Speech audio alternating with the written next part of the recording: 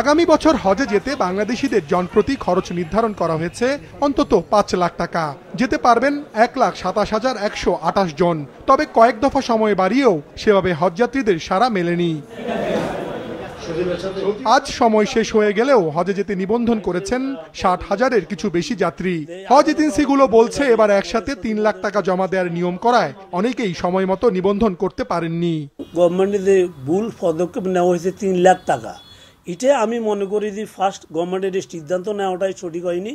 এটা সময় দিয়ে প্রথম যেমন ৩০,০০০ কত টাকা দিয়া প্রিলিমিনারি রেজিস্ট্রেশন, এরপরে রেজিস্ট্রেশনের জন্য সাডেন মনগনিং আপনার বিমানের টিকিটের টাকাটা নিয়ে পরবর্তী পর্যায়ে আমাদের বাসা ভাড়া এগুলো স্টেপ বাই স্টেপ হয়।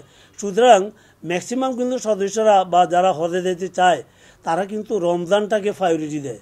রমজানের পরেই কিন্তু অনেকেই পুরো টাকার জোগাড় করে। ৬ মাস ১ বছর আগে অনেকে টাকা জোগাড় করার সে সামর্থ্য থাকে না। সেই জন্য সমস্যার সমাধানে নিবন্ধনের সময় আরো বাড়ানো জরুরি বলছে হজ এজেন্সিগুলো। টাকা অনেক এখন আমাদের কোটা 50% হয় নাই, টাইম অবশ্যই বাড়ানো উচিত।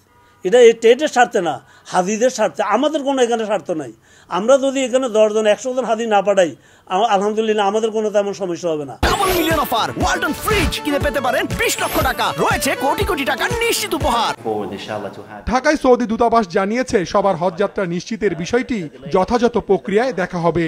I'm pretty sure that there is coordination between the Ministry of Hajj in Saudi Arabia and the Ministry of Religious Affairs here. So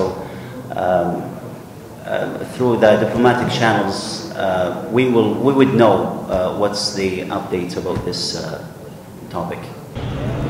ধর্ম মন্ত্রণালয়ের একাধিক ঊর্ধ্বতন কর্মকর্তা জানিয়েছেন আবারও নিবন্ধনের সময় বাড়ানোর বিষয়ে এখনো কোনো সিদ্ধান্ত নেওয়া হয়নি। মাশরুক রাহাত, মাছরাঙা সংবাদ, ঢাকা।